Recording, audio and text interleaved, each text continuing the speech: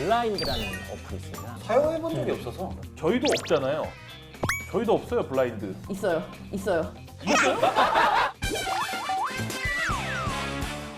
복잡한 노동 이슈의 노른자만 쏙쏙 전해드립니다. 노동의 노른자들, 노른자!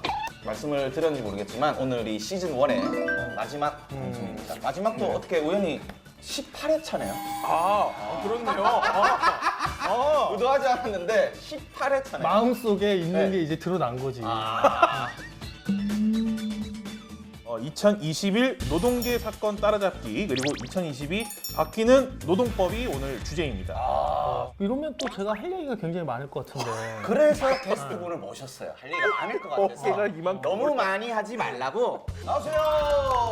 어서 오세요. 안녕하세요. 저는 이데일리에서 경제부 기자로 활동하고 있는 최정훈이라고 합니다. 기자님. 여기도 기자인데. 호적수가 나왔다. 호적. 보지 마. 느낌이 이쪽 아예 보지 마. 다르네요. 아예. 제가 방금 느낀 기자에 대한 선입견을 아예 깨주셨어요. 나이가 어떻게 되시죠? 30. 우와. 형님 나이가 어떻게 되시죠? 네, 안녕하세요. 한국노총 중앙법률원에서 일하고 있는 박소연 노무사라고 합니다. 노사님. 우리 법률원의 예. 떠오르는 샛별이십니다. 올해 있었던 노동계 사건 중에서 제일 기억에 남는 거 하나만 꼽으라면? 많이 생각나는데 딱 한 가지만 꼽겠습니다. 네. 너무 촬영이 길어지니까. 네. 그 쿠팡에서 불이 났잖아요. 그 화재 사건. 저는 뭐 산재 사고 올해 있었던 하여튼 젊은 층의 산재 사고가 여전히 반복되고 있었던 게 올해 또 나타나지 않았나. 저는 사실 최근에 기사가 나온 건데 어떤 기업에서 베트남 현지에 파견 나가 있는 그 직원이 약간 중환자가 된 거예요. 우리 직원이니까 우리 가족이다. 응급 그 환자들을 이송할 수 있는 비행기를 띄워서 데리고 왔답니다. 그게 비용이 1억이 넘었대요. 그래서 그 기업이 주가가 지금 뛰고 있습니다. 갑자기 눈이. 지금요? 네. 아까 촬영 전에 얘기를 하지.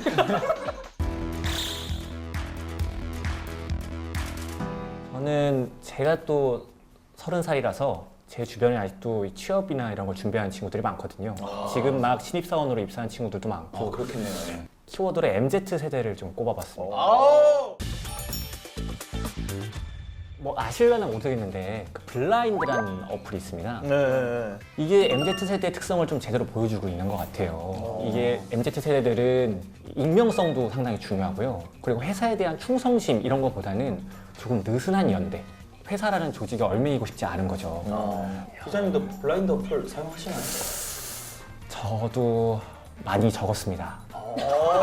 많이 사용한 게 아니라 많이 적었습니다. 스타벅스 시위, 트럭 시위 같은 경우도 시작은 그런 블라인드 앱에서 서로 이야기를 주고받다가 그게 확장돼서 그러면 우리가 행동으로 보여주자. 그런 식으로 이제 구현된 하나의 사례로 볼 수 있어요. 그러니까 사용해본 적이 없어서. 저희도 없잖아요. 저희도 없어요, 블라인드. 있어요.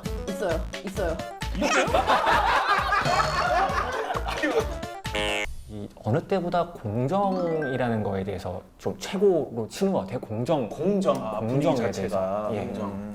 최근에 이제 정부에서 하는 것 중에서 비정규직의 정규직화 정책이 있거든요. 공공 부분에서 네. 그 부분에 대한 MZ세대의 반감이 상당히 크더라고요. 근데 이게 본인들의 직접 당사자가 아니더라도 그게 공정하지 않다. 시험을 봐야 된다. 왜 그렇게 하느냐. 이런 생각을 많이 했던 것 같더라고요.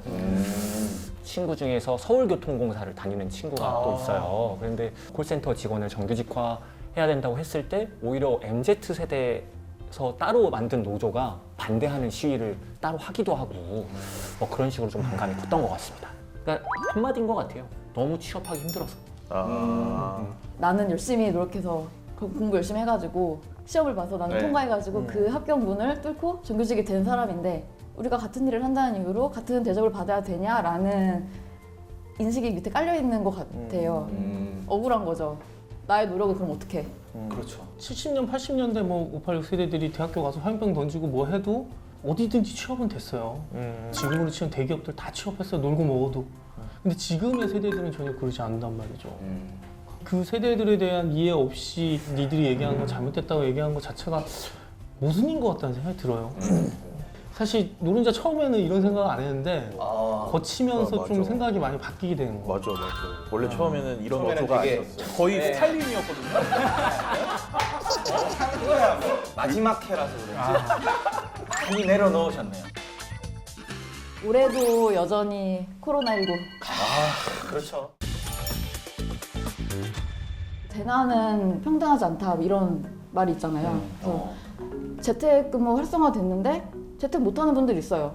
대표적인 게 이제 대면 서비스업이죠. 이제 이런 분들은 일자리를 잃게 되는 거예요. 혹은 임금이 깎이거나. 근데 이런 분들이 대부분 다 이미 고용 불안에 시달리거나 이미 저임금 노동 환경에 처한 분들이 많기 때문에 더 크게 다가왔고 이제 휴업을 한다. 이제 당분간 영업을 하기 힘드니까 휴업을 하거나 뭐 근무 시간 좀 줄여가지고 하자. 근로기준법에 의해서 휴업수당을 받아야겠죠. 근데 이제 이게 휴업인데 무급휴직인 것처럼 만들어서 휴업수당을 안 준다거나 이런 경우도 있을 수 있죠. 그래서 이거를 잘 구분을 하셔가지고 내가 지금 휴업 중이다. 그러면 휴업수당 받을 수 있는지 체크를 하시고 또 다른 측면에서는 확진될 수 있잖아요. 일하다가 그렇죠. 혹은 뭐 생활하다가 코로나 확진될 수 있어요. 확진 이후에 이제 일상으로 돌아오라는 판단을 받고 복직을 하셨는데 대기 발령 형태로 회사에서 업무 배제를 시키는 거예요. 임금이 일부 삭감된다거나 이런 식으로 피해가 있는 경우도 있었고 가장 심적으로 좀 힘들어 하셨던 것들은 돌아왔는데 이제 동료들의 좀 불편한 시선이나 아니면 말들 격리 기간 동안 공석이 돼서 뭐 그 일을 부담이 있을 수 떠맡아서 있고 이 일을 내가 했다. 그런 걸 네. 이게 확진자에 대한 배려도 중요한 것 같습니다. 갑자기 멋있지 하나만 하는 얘기. 이거 공익광고 캠페인이야. 이건 배고프면 밥을 먹어야 됩니다. 졸리면 주무셔야 뭔가 합니다. 좀 이거랑 다른 게 뭐가 있어? 마지막 회라 좀 멋있게.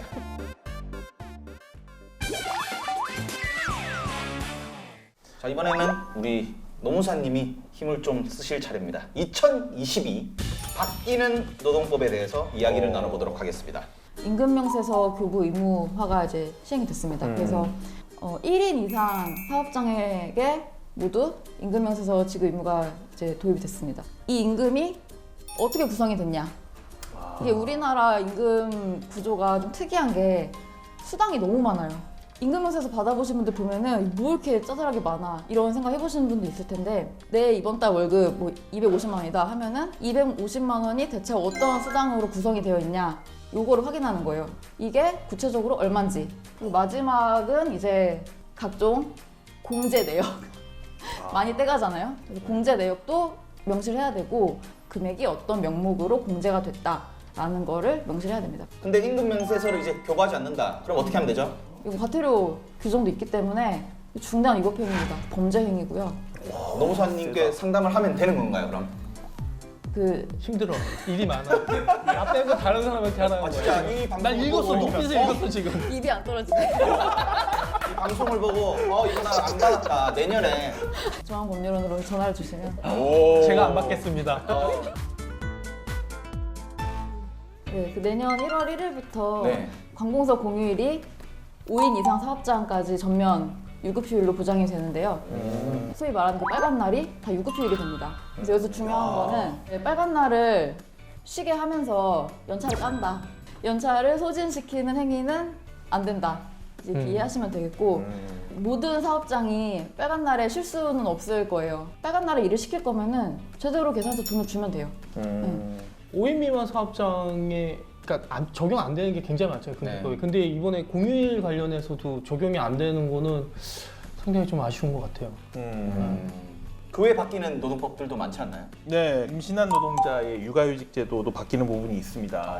출산 전에 임신 중인 여성 근로자도 육아휴직을 사용할 수가 있게 됐습니다. 육아휴직을 사용할 수 있으니까 육아휴직 수당도 받아야겠죠. 그 출퇴근 시간 조정하는 게 있어서 임신 기간과 상관없이 임신 중인 근로자라면 이 출퇴근 시간 조정을 할 수 있게 되었습니다. 이런 사고 날 때마다 나오는 레포터리가 있는데 본인 부주의 때문에 추락했다야.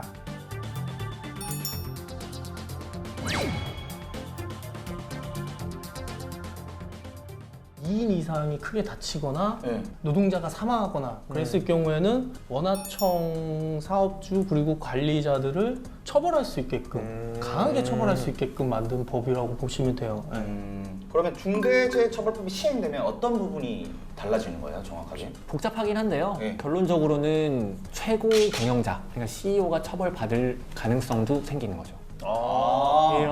그게 제일 이 법의 핵심인 것 같아요. 그러니까 예전에는 윗사람도 사장님은 처벌 대상이 아니었는데 그렇죠. 이제는 사장님도 처벌 대상이 될 수 있다는 거죠. 그렇죠. 건설사 같은 경우도 현장에서 사고가 나도 그 건설사의 최고 경영자가 처벌받을 가능성이 생기는 거고, 뭐 지자체에서 발주하는 공사 같은 경우도 지자체장까지 처벌받을 가능성이 생기는 거고. 그리고 또 하나는 이 중대재해기업처벌법이 1년 이상 실형을 할 수 있게 무조건이네요. 그러면. 법적으로 이렇게 최고 약해도.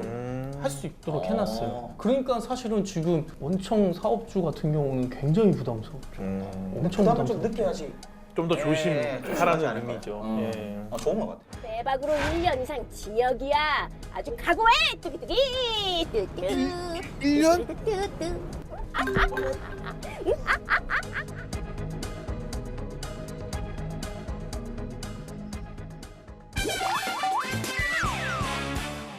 저는 내년에 코로나가 종식되는 한 해가 됐으면.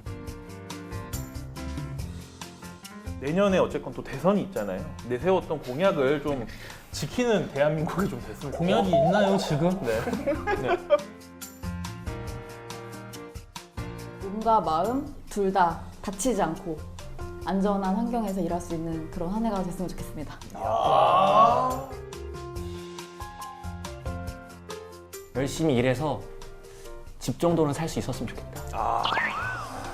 야, 이거 뭐. 비트코인 하셔야 될 텐데. 쉽지 않을 텐데. 내년에 딱 종식되는 날 저희가 그날 촬영을 했으면 좋겠습니다. 안 되면. 되니까 될 거예요. 뭐 일터에서 일하시는 모든 분들이 행복한 2022년이 되길 바라겠습니다. 2022년 새해 복 많이 받으세요. 새해 복 많이 받으세요. 수고하셨습니다. 아, 고생하셨습니다.